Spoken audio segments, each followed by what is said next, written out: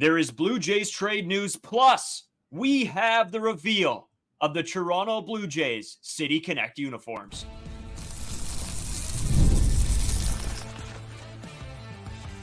You are Locked On Blue Jays, your daily Toronto Blue Jays podcast. Part of the Locked On Podcast Network, your team every day. Welcome back to Locked On Blue Jays. Thank you for making Locked On Blue Jays your first listen every day. We are free and available wherever you get your podcasts and on YouTube by the Locked On Podcast Network, your team every day. Today's episode is brought to you by FanDuel. Make every moment more. Right now, new customers get $150 in bonus bets with any winning $5 bet. That's $150 with any winning $5 bet. Visit FanDuel.com/LockedOn to get started. Well, we got some trade news, trade rumors around the Toronto Blue Jays. But first, Carter, it is official. I think we were doing this at the time it was revealed. The Blue Jays City Connect uniforms. For those of you listening, you can go check it out on our Twitters, our Instagram, our TikTok, at Locked On Blue Jays. You can check us out on Twitter, Braden Fabuasco, Carter First too. Drop a subscription if you're here on YouTube. And if you're here on YouTube, we have the reveal video for you. Here it is.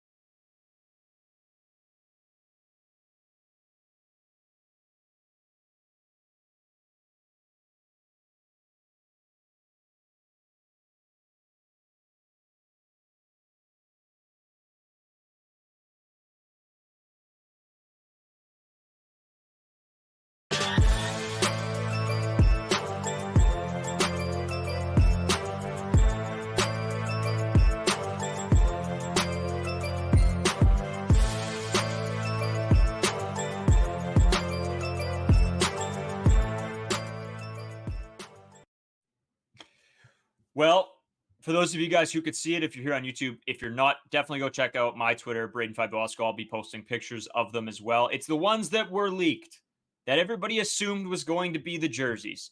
Carter, it looks a lot better when it's actually on a human being and not a blurry photo in some store. They've definitely grown on me. I think the jerseys with the hats are excellent. I have switched up a little bit. I was against it, really didn't like it, especially with the orange Nike logo that it had in the original picture. Then their more clear images came out. I was sort of like, okay, I might be back. I'm fully back in on these jerseys. I think they look unbelievable. Black jerseys just look so clean. Again, it takes me back to like the Jose Bautista days, the days in the 2010s when they were wearing the black jerseys way more often. My only thing with these jerseys is I know this is a sponsor, but the TD logo on the sleeve, it's just you get the lime green and it pops out against the black, the blue, and the red. It looks terrible.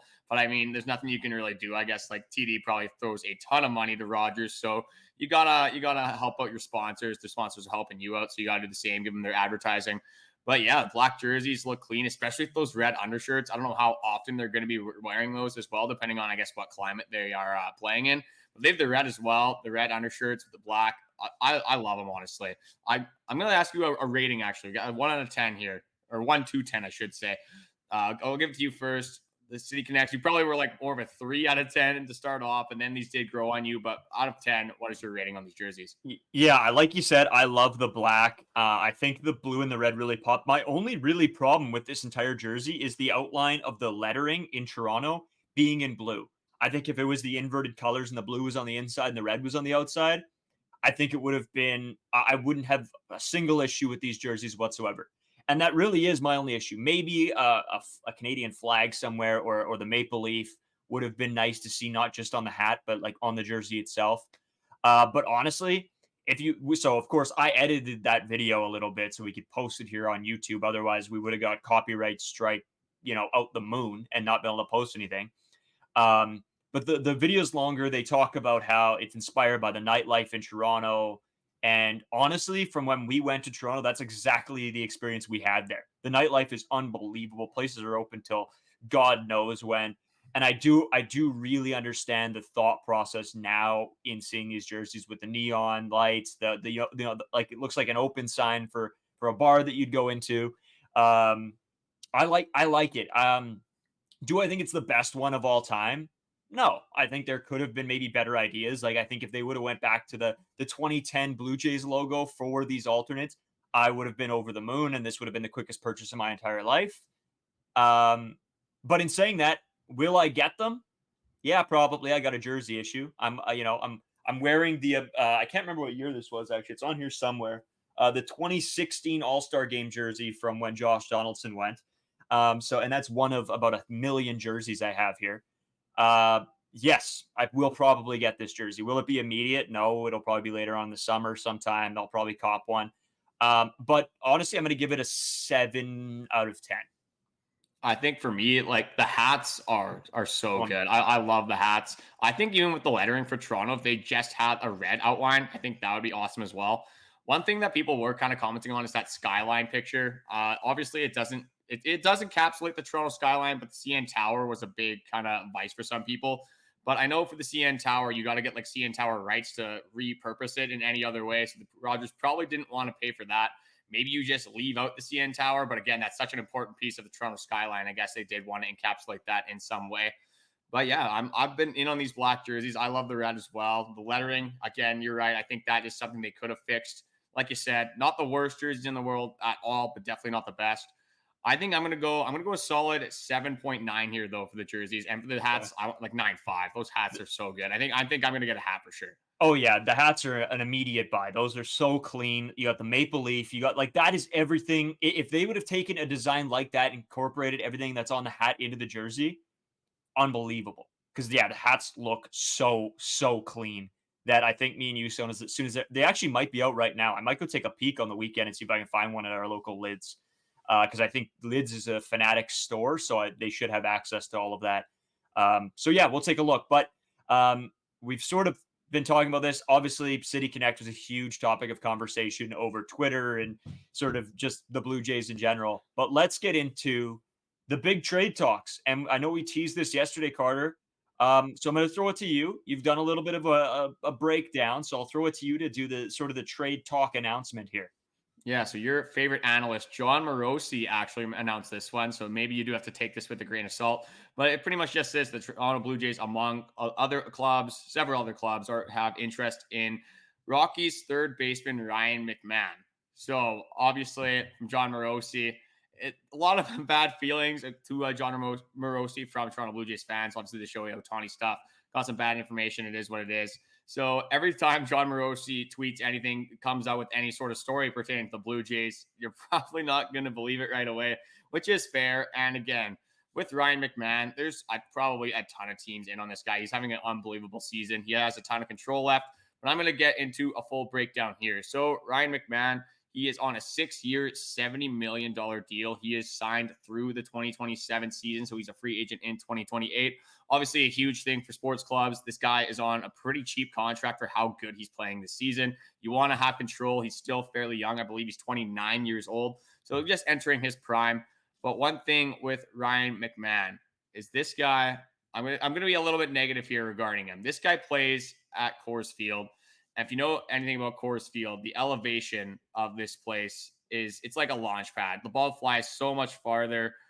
It's one of those places that you kind of have to take some stats with a grain of salt. That's why they say it's like a batter's haven. But for pitching, it's not great. This place is 5,200 feet above sea level. So the ball is just going to fly way farther than pretty much anywhere else you're going to play a baseball game. So saying that, you want to look at Ryan McMahon's stats at Coors Field, but you also want to look at it at other baseball diamonds where he doesn't necessarily have the same carry as some of these other places.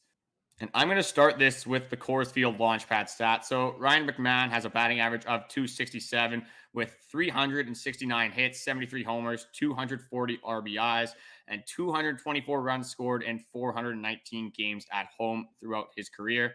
And when Ryan McMahon is not at Coors Field, he's hitting .224 with 289 hits, 41 home runs, 146 RBIs, 143 runs scored, and 393 games played. So the sample size for games is fairly similar, but obviously you're looking at these stats, and he is hitting way better at Coors Field. So you got to take that into account, obviously. Like, you're not, if he gets traded, obviously, to the Toronto Blue Jays, the elevation is nowhere near that at Rogers Center. So this is something that you got to look at. And this guy is having a great season so far. He's hitting .286, 10 home runs, 34 RBI, and has an .850 OPS.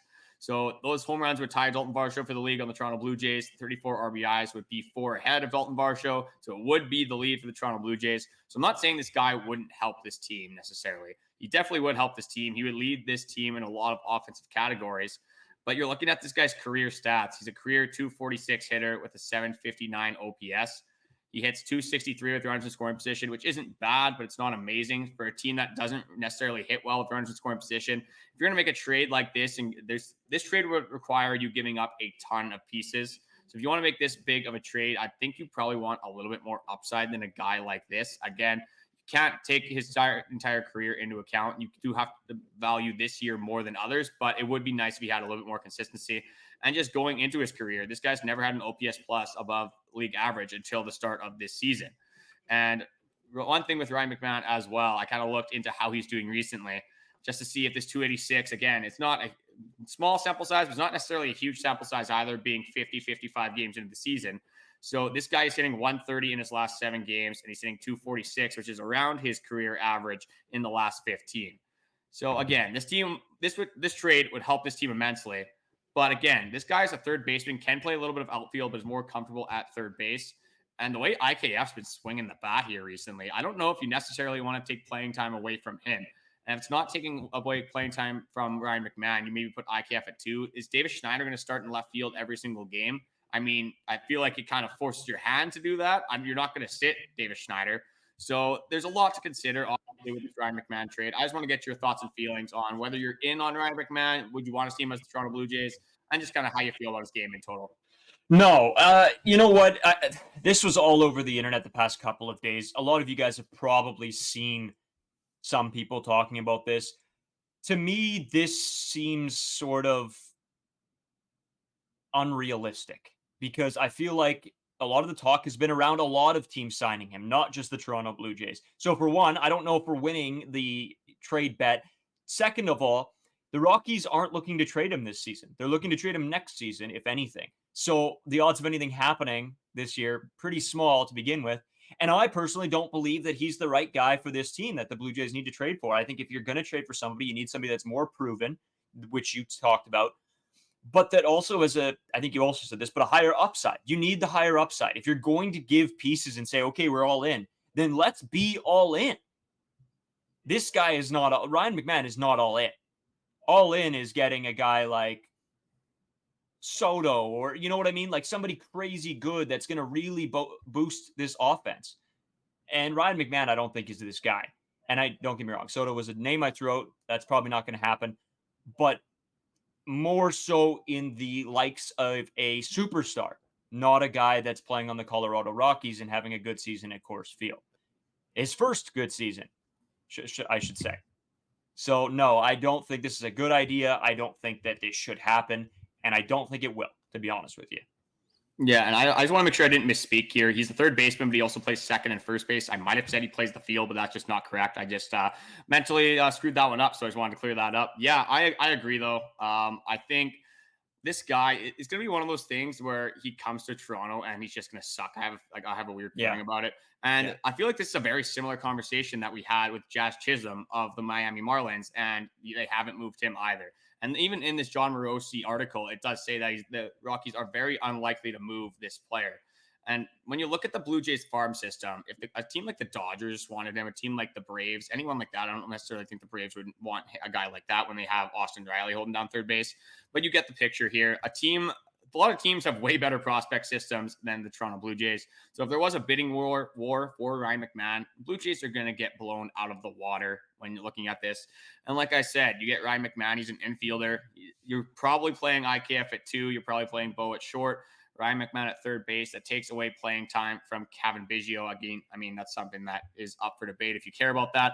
Ernie Clement. There's a bunch of guys that just probably wouldn't play as much. Obviously, maybe you do send some guys the other way to kind of clear up some space in this infield. And as a part of my hypothetical trade package for Ryan McMahon, I think a trade, it has to include Aurelvis Martinez. Unfortunately, this guy has a ton of control. He's available for the Blue Jays if they were to make this trade through the year of 2027. A guy that is just kind of entering his prime. It's going to take a lot to get the needle to move for the Colorado Rockies, especially when you got a bunch of other teams interested in Ryan McMahon. Again, it doesn't go into detail on which teams those are, but I mean, the Dodgers are the Dodgers. They're in on every deal. And if they really wanted them, they would get them. What, would you rather live in Toronto or would you rather live in LA? And clearly, Shohei Ohtani made that decision. Maybe it was more so due to the baseball. But with this trade, I have Arelis Martinez, Chad Dallas, who's I think around the 15th ranked prospect. And then I have Kevin Biggio going the other way. Is that something I necessarily want to give up for Ryan McMahon? Probably not, but it would have to take something along those lines. Maybe you flip something on prospects. Maybe Aston Barger goes in there. Maybe you could throw in a pitching prospect. Again, the sky's really the limit with this hypothetical. I don't love the fit for the Toronto Blue Jays here. I think IKF is doing more than fine at that third base role. But again, IKF, if you're relating the power, just looking at it, IKF, I think, has 4 home runs. Ryan McMahon has 10. So this team does need a power bat. I'm definitely not dismissing that, but I just don't love the fit of Ryan McMahon and what you'd have to give up to get this guy on your baseball team. Yeah, I agree. Like I said before, I think if you're going to make a trade, you need somebody that's a proven talent that's going to come in here and make a difference, not somebody that you're putting all your hope in to boost this offense when it might just not happen. This might be a bust. And that's the feeling I had when this article came out, is that I think this guy, if there was a chance that he comes to the Toronto Blue Jays, we give up all these players, all these prospects, and then this guy comes in and does nothing.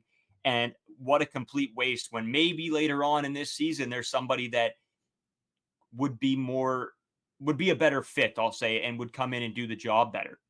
But you've already given up a ton of prospects to get McMahon. Now you're not going to go for this next guy.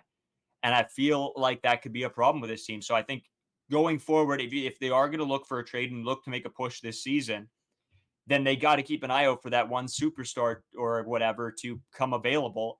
And that's when you go all in. I don't think you go all in on a guy like Ryan McMahon. Yeah, one guy, again, like we have a long time to the trade deadline. Who knows if the Toronto Blue Jays are going to be buyers or sellers at this point. And that's why I thought it was interesting to go over this right now, is because this team is 3 games under 500. Most teams in this scenario probably aren't leaping at the chance to make a big trade like this. But if the Blue Jays do find themselves in a scenario where they could trade for some major league talent, I love Brent Rooker from the Oakland Athletics. I think it's a better fit. He can play left field. You need a fielder that has a little bit more upside with the bat. You have a great outfield in Dalton Varsho, Kevin Kiermaier getting the playing time. David Schneider's doing great when he's out there. And then George Springer, hopefully starting to find his feet a little bit here. But with Brent Rooker, he's a guy that's a natural fielder. David Schneider kind of just being thrown out there. I'm not saying that I hate David Schneider out in the field, but I definitely am more confident with David Schneider at second base, and then IKF would be slotted in at third. So again, down the road, a lot can change. A lot can happen for the Toronto Blue Jays team. I guess an argument can be that maybe you don't want to wait until right when the trade deadline happens, because this team might be out of the playoffs at that point. They might not be able to climb their way back into the playoff push. So again, it's going to kind of depend on how these next couple series go. Obviously, we went over it in the last episode. Got the Pirates, got the Orioles, got the Athletics. And then after that, you got the Red Sox, Guardians. The Red Sox are about a 500 team. But you know how this team played against the AL East last season. So that is pretty much your make it or break it right there. I said that I was going to come to conclusions after this Pirate series. I still am. I'm still going to probably stick my neck out and make my final takes on this team and what I think this Blue Jays team will accomplish at the end of the season. But that's another talk for another day. We got some other stuff to talk about. We're already at 18 minutes here. We're probably going to go for another classic 45-minute episode on Locked On Blue Jays. It's just becoming the typical podcast length at this point. But we got some Jordan Romano talks, and unfortunately, it's not great. He's been struggling as a closing pitcher. Maybe we got to evaluate other options. Are we going to go within the team? Are we going to maybe make a trade to get another closer on this team? We're going to go into all that coming up. Today's episode is brought to you by FanDuel. As you guys all know, FanDuel is one of my favorite apps out there. I win money, I lose money. It's a game at this point for me. It's winner take all time in the NBA and NHL. FanDuel is giving you a shot to bring home a big win of your own. Right now, new customers can get $150 in bonus bets with any winning $5 bet. That's $150 to bet on spreads, money lines, player props, and more. Visit FanDuel.com/lockedon and make every playoff shot count. FanDuel, America's #1 sportsbook. So as Carter said, we have some talk to get into here with Jordan Romano. This is being a developing issue, I will say, because, man, he does not look good and he scares the crap out of both of us. Now, where do we go? Who do we go to? My immediate thought, Carter, over the past couple of days of watching Jordan Romano come in and almost blow saves was immediately can we give Yimi Garcia some love? Can we give him some praise, give him his flowers, whatever you want to call it? He has been an absolute rock for this baseball team so far this season. I will get into the numbers here, but Yimi Garcia so far posting a 1.129 ERA and just being an absolute dog out on the mound when he's needed. He's played in 20 games. He's just been stellar. He has 26 strikeouts. He's only given up 3 walks, 3 runs, 1 home run, and he's credited with 2 saves so far. Yimi Garcia might be the guy, if Jordan Romano continues to be bad, that we should slot in. But McCarter, my question to you is not necessarily about Yimi Garcia, because I think that is the obvious choice here. He's shown it time and time again that he can be that guy. The question is, will the Toronto Blue Jays move Jordan Romano out of that closing job to give room for Yimi Garcia, who's being more of a proven talent right now? Yeah, this reminds me a little bit of the George Springer situation, which really sucks to say.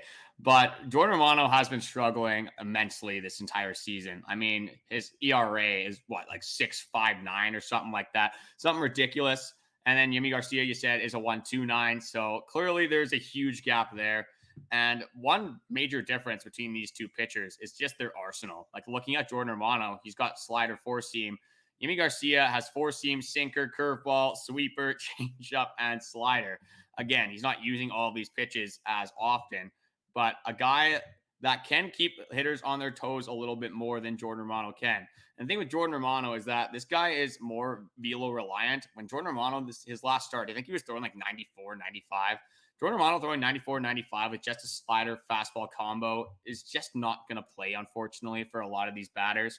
And just looking at some stats here on Jordan Romano's pitches, he has a batting average given up of 290 on his slider. And his fastball is not much better. It's 280. The slugging percentages on both of these pitches are pretty ridiculous. A 581 slugging percentage given up on the slider, a 520 on the fastball. Again, we went over Jordan Romano's stats and his struggles a little bit, in an episode a week ago. This guy, every time he's giving up fly balls, they're leaving the yard at a substantially higher rate than they were in 2023. So the question is John Schneider ever going to move Jordan Romano out of this closing role? Jordan Romano has not done anything other than close for this baseball team in over 3 years. It'd be a tough ask for Jordan Romano, a guy that's pretty historic for not being great in games that are tied, in games where he is not pitching necessarily in the 9th inning. He is pretty good at getting the 4-out save when he comes in with 2 outs in the 8th. But again, like, you're getting to a point where you need wins. And do you want to risk throwing Jordan Romano out every time that he has a save opportunity when he's just giving up runs seemingly every single time he goes out there? I don't necessarily think that's a good strategy for the Toronto Blue Jays at this point. Like, you're 3 games under 500. And I'm just going to go into the batting averages off of Yimi Garcia's pitches. So his 4-seam fastball compared to Jordan Romano's 280 batting average, his is 0.71. So obviously a big gap there already. Go over the sliders here. Yimi Garcia hasn't really thrown the slider a ton, but he hasn't given up a hit off it either. Yimi Garcia's worst pitch is his curveball, and he has a 250 batting average given up, which is obviously lower than Jordan Romano's slider and fastball. So this is definitely something that I think I want to see at this point, which is tough for me to say because we did make that video defending Jordan Romano. But it's sort of the same thing as the George Springer thing. We're not saying that Jordan Romano goes to your 5th inning guy and he goes in the lowest leverage possible. Maybe you throw Jordan Romano in the 7th inning. Maybe you switch it up. You throw him in the 6th, maybe even in the 8th. I think Yimi Garcia has done more than enough to earn this closing role at this point. And maybe this isn't as big of a problem if the Jays are 5 games above 500, 10 games above 500. If they have a winning record and they can not necessarily throw games away, but they have a little bit more leniency on who they can pitch in which spots. Right now, every single game we play feels like a must win.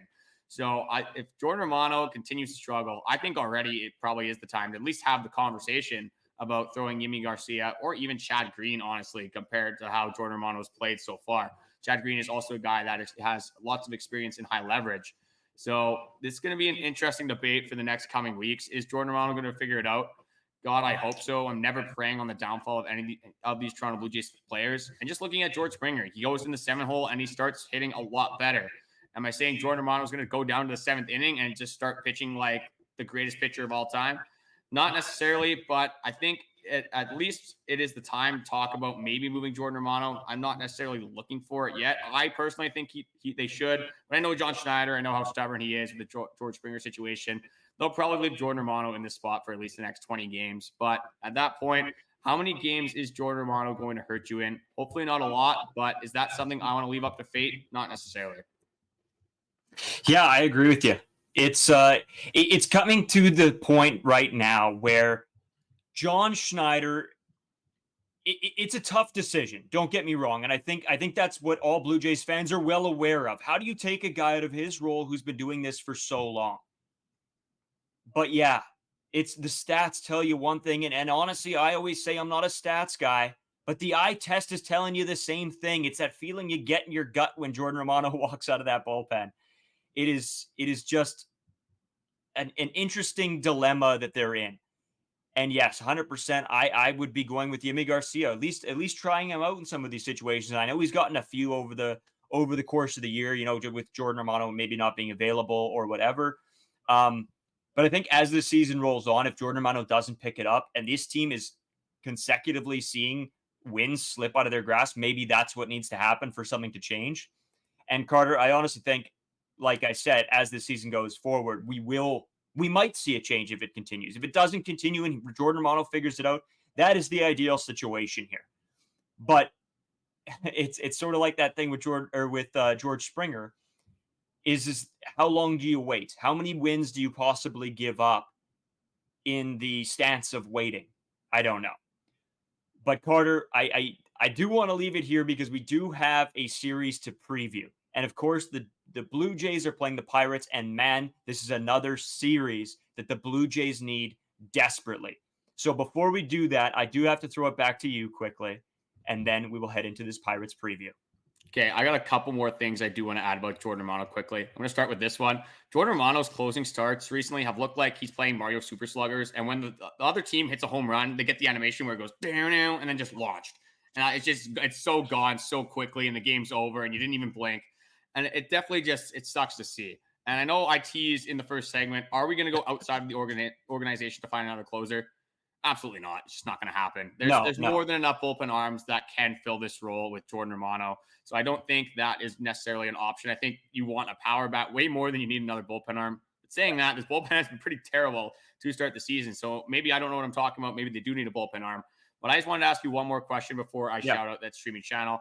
If Jordan Romano continues on this cycle where he's not pitching very well, how many games do you think it might take for John Schneider to finally realize that, hey, maybe this guy isn't the answer. Maybe we should flip around this bullpen order. Who has the highest leverage? Who doesn't? How many games do you think it would take to move Jordan Romano? Probably like 1 million, maybe 2 million. It's going to take forever. I honestly believe that this just won't happen. It just won't happen. They're not going to move away from Jordan Romano, which I think if this continues would be a mistake.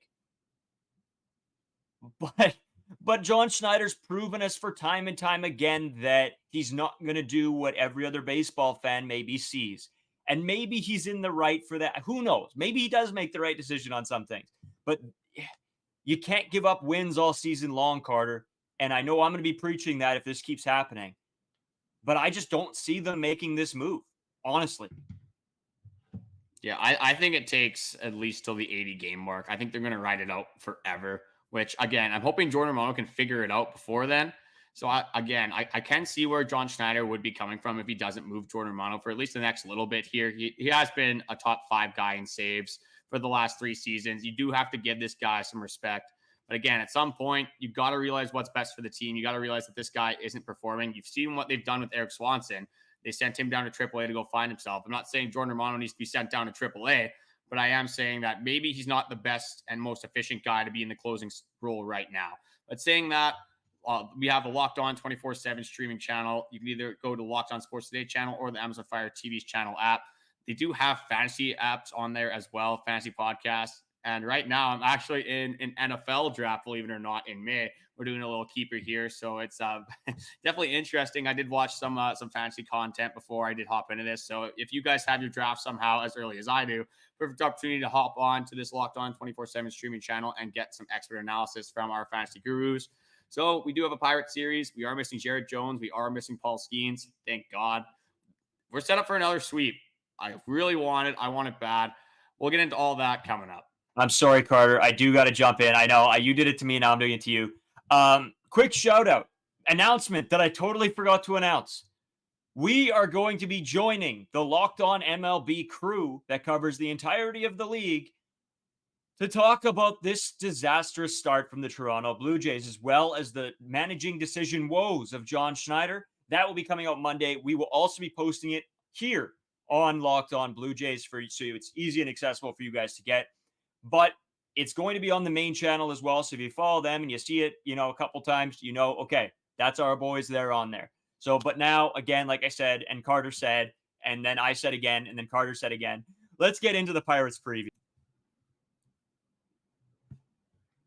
Today's episode is brought to you by Stitch Fix.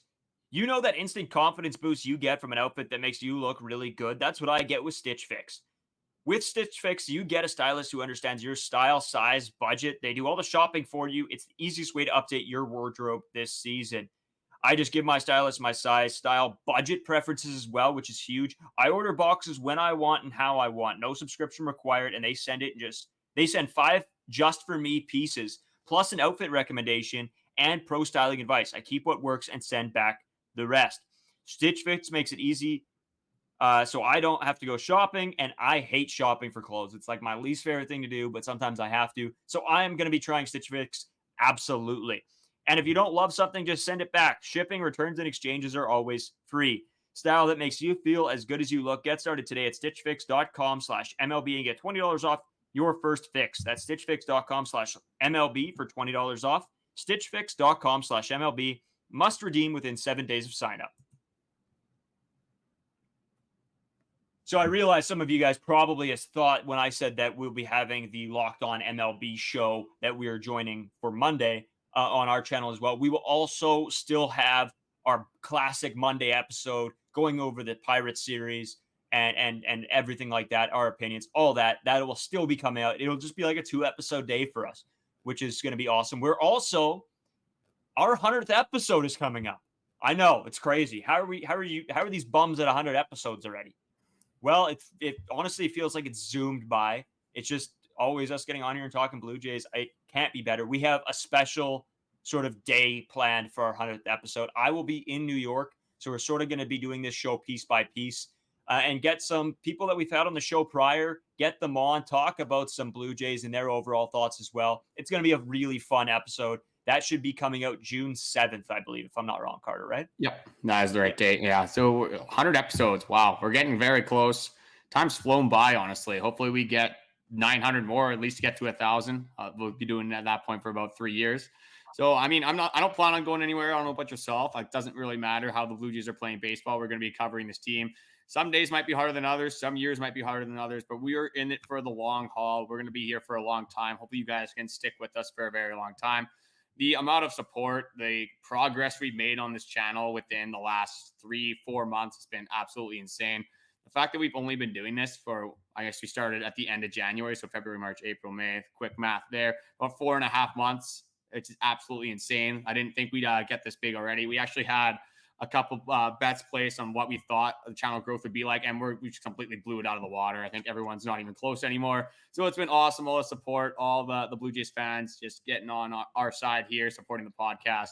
We appreciate it more than you guys know. But saying that, we do have a Pittsburgh Pirates series to go over here. And like I said, Jared Jones, Paul Skeens, thanks to a doubleheader, these two will not be available for this series. Braden, do you have the pitching probables, or do you want me to go over them? I do have, except game 3 if you have game 3s. It was supposed to be Martin Perez. I don't know what it's going to be now because he's on the IL. So yeah. I think that's just probably going to be a bullpen day, but I'll give it back to you to go over the first two. Yeah, so it'll be Falter against Barrios, game 1. Falter has a 3.55 ERA going against Barrios with a 2.94. Obviously, I mean, I think you got to take this as a win, but you know what? We'll get into our predictions right away. Game 2, it's Keller against Kikuchi. Keller has a 3.59 with Kikuchi sitting at a 2.64 after Kikuchi goes off on probably his worst start of the season last time. So hopefully we'll be looking for him to bounce back. And Carter, I guess it'll be a bullpen day on that game 3 for the Pittsburgh Pirates. But overall, how do you see this series playing out? Just looking at the Pirates lineup, like they do have some players that can hit. They're definitely a lot better than the White Sox. Like the White Sox are just in a different world. I'm excited to watch O'Neal Cruz. That guy's awesome to watch. Andrew McCutchen, one of my favorite players growing up. He's still kicking around over there on that Pirates team. So there's a lot of things to look at in this series. The pitching matchups, like Mitch Keller is really good. So that's going to be interesting. I don't think this Pirates team can hit lefties that well. So, I mean, hopefully Yusei Kikuchi can get that bounce back start. I imagine how good a sweep would feel. A sweep would feel unbelievable. But saying that, knowing the Toronto Blue Jays, I don't know if it's going to happen. The game 3, it's either a bullpen day or they're pulling someone up from AAA. So you got to hope they can at least win that game. If they can go 2 for 3, again, you look back at this whole stretch, they're 8-5, not necessarily what I wanted. But you take a step back, you'd be 2 games under 500. That's why a sweep would be so awesome, because then you'd be right back at 500 going into one of the tougher stretches you're going to have all season. So, you know what? Screw it. I got to sweep. We got to ride this out. We need to get back to 500. This is a soft stretch. The Blue Jays have picked up momentum in that White Sox series. I don't care if they were playing the Bossier Barons. They won 3 MLB games in a row. Can we get 4? I think it might be the first time of the season if we win this next game. The Blue Jays have won 4 games in a row, which is absolutely insane that we're at this point in the season. 55 games through. I think that's right. Yeah, that is right, math. Good credit to me. I might as well be an engineer like somebody I know. But, yeah, what do you got for this Pittsburgh Pirates series? I'm riding with you. I think we need the sweep, and I don't want to necessarily call it a prediction, more of a hope. Because we need it badly. We needed this so bad. For my mental health, I need this so bad. They'll be wearing the City Connect uniforms, I would assume, maybe in this series. I don't necessarily know when they plan to roll them out. I know for sure they're doing Monday. I don't know if they're doing it necessarily this series. Because Monday, I think they're back at home, so it would make more sense to unveil them at the Rogers Center. So I think that's probably what they're going to do. But I don't know for sure. You guys can leave in the comments. You guys might be just wanting to punch us in the face right now. You guys are idiots. You should know this. And we probably should. But I'm going to assume that for Rogers Center, it'd be on the Monday. Yeah, that would make the most sense to me too. So maybe necessarily we don't see those, which is too bad. Like, I don't know. Maybe why wouldn't have they just waited until like Sunday and then put something? I don't know. But whatever. It's cool to see them.